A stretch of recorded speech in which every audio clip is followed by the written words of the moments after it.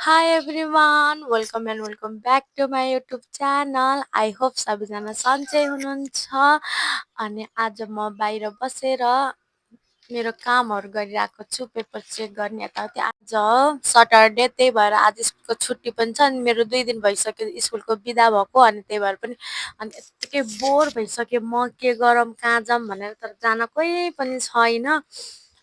कहीँ पनि छैन अनि त्यही भएर पेपरहरू चेक गरेर सक्छु मेरो अनि अरू कामहरू पनि त हुन्छ नि त घरको अनि त्यो अरू पनि कामहरू सबै गरेर अनि अहिले म यत्तिकै बस्दाखेरि नि फेरि भिडियो पनि स्टार्ट गरिहाल्छु जेसुकै होस् भनेर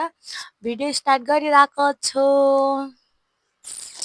यति धेरै कामहरू छ नि भगवान् कहिलेकाहीँ त कति गएर फ्रेस उस इन्जोय गर्नु मन लाग्छ तर के गर्ने अफसोस छ कि जिन्दगीमा कहीँ घुम्न जान पाइएको छैन अरे कहना क्या चाहते हो साथीहरू पनि सबै आफ्ना उसमा आफ्नो ठाउँमा बिजी भएर पनि होला अब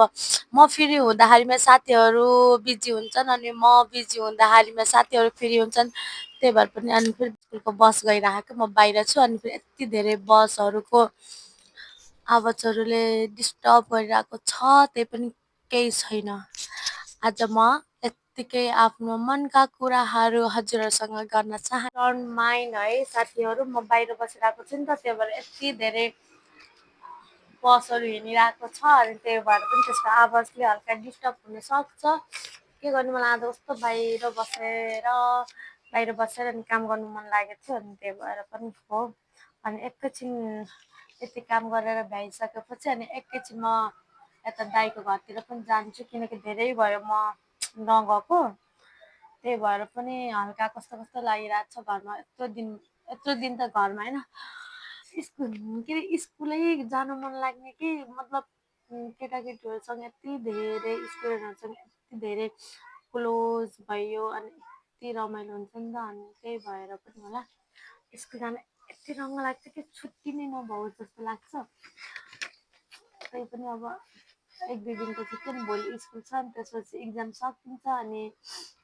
अनि 1 विक या 2 विक जति स्कुलको बिदा हुन्छ अनि त्यो छुट्टीमा मलाई ओ माई गड म कहाँ जाऊँ के गरौँ हुन्छ अब हेरौँ म कहाँ कहाँ जान्छु त्यो छुट्टीमा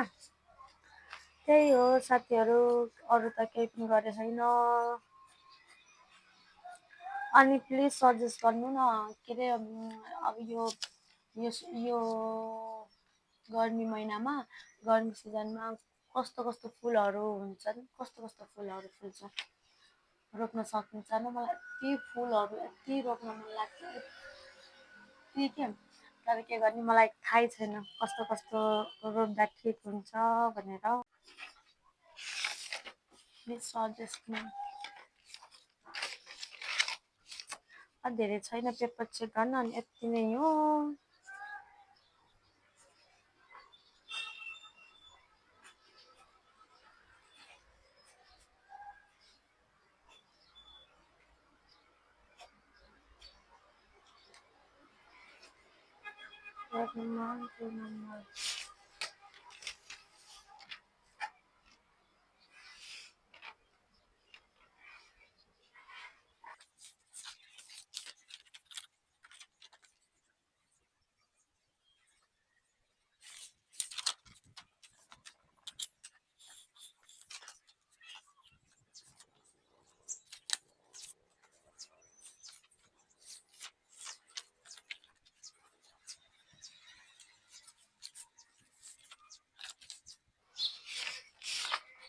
पेपरहरू त लगभग मैले धेरै नै चेक गरेर भइसकेको छु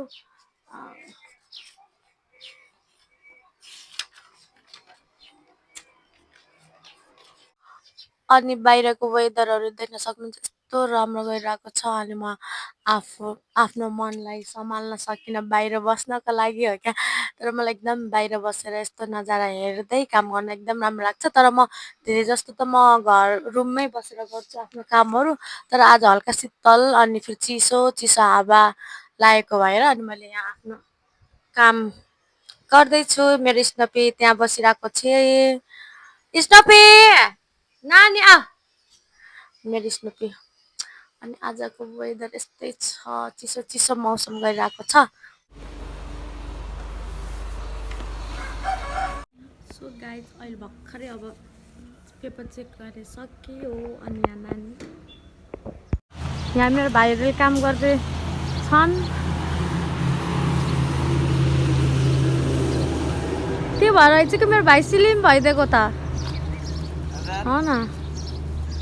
काम कति मेहनती छन् मेरो भाइहरू आफ्नो घर बनाउन लागेको अनि फेरि पुरा आफू पनि लागि परिरहेको छन् यतिको काम गर्ने भाइ चाहिँ हुनुपर्छ है अनि भाइ यता हेर्नुहोस् प्लिज कन्ट्याक्ट गर्नु होला यहाँ भ्याकेन्सी खुलेको छ अनि फेरि तपाईँहरूलाई कस्तो फिल भइरहेको छ यता एउटा उस भन्नुहोस् न सक्नुहुन्छ यो हो हाम्रो लसुन यस्तो राम्रो भइरहेको छ अनि यतातिर प्याज आमा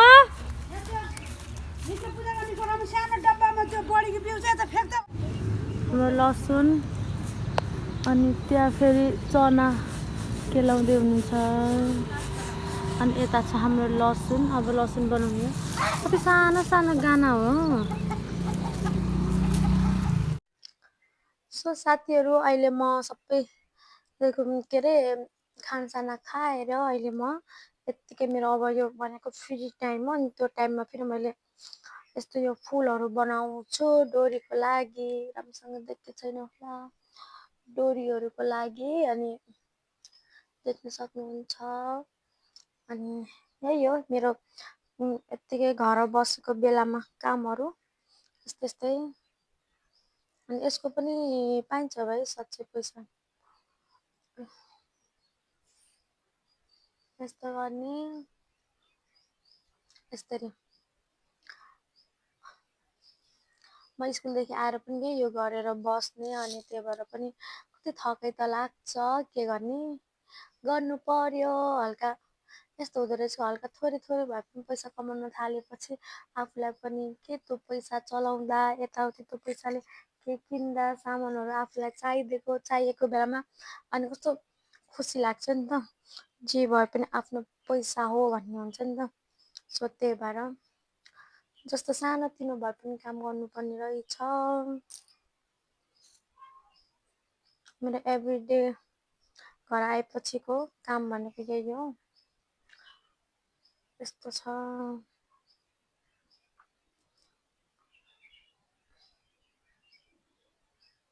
यसको 200 वटा बनायो भने 500 रुपियाँ कमाइन्छ यस्तो वाला फुर्का बनायौँ भने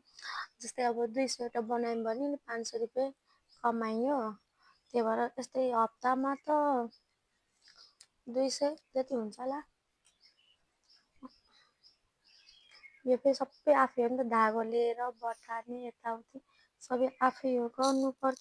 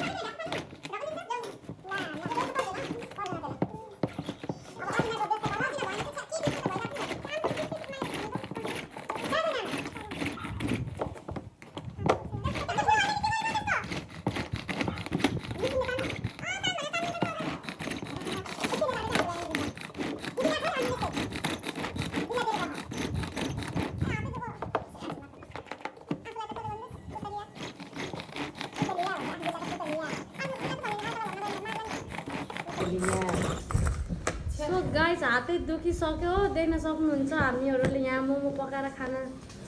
लागेको आज शनिबारको दिन बिदामा सबै केटाकेटीको मिसो मिलेर यही हो किमा बफ किमा बन्दैछ नेता दिदीले काट्दै हुनुहुन्छ मेसी भइरहेको छ त्यो पनि अब यहाँ यत्रो धेरै देख्न सक्नुहुन्छ यत्रो ठुलो टाउलोमा यति धेरै किमा आज हामीले मोमो पार्टी हुँदैछ भाउजूले पिठो हुँदै के गर्दै हुन् किमा मोमो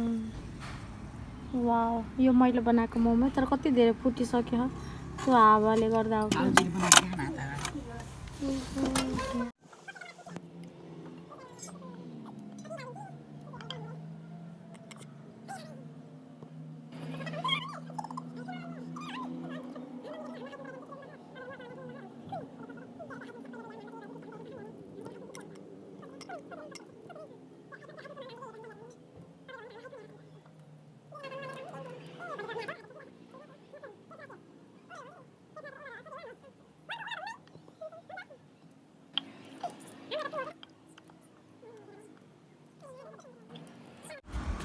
चुलोमा पकाएको मोमो वाउ कस्तो राम्रो भइरहेको छ हाम्रो मोमो चुलोमा पाक्दैछ यता हुनुहुन्छ मैले मोमोको अचार बनाउन लागेको छु अनि फेरि माथि फेरि छतमा मोमो पकाएर अनि आगोमा एकदम मिठो हुन्छ चुलोमा पकाएको त्यही भएर हामीले चुलोमा पकाउन लागेको छौँ अनि मैले यहाँ मोमोको अचार बनाउनलाई टमाटर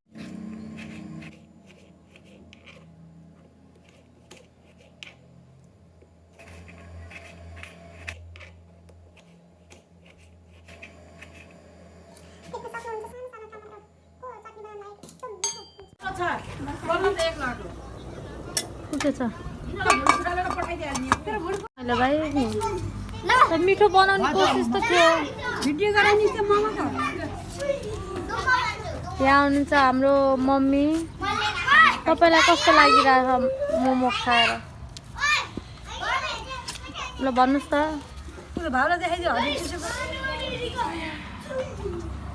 यता हुनुहुन्छ भाउजू यता भाउजू यता दिदी हामी नुन बनाएको छ मोमो बनाएको अनि यता हुन्छ भाउजू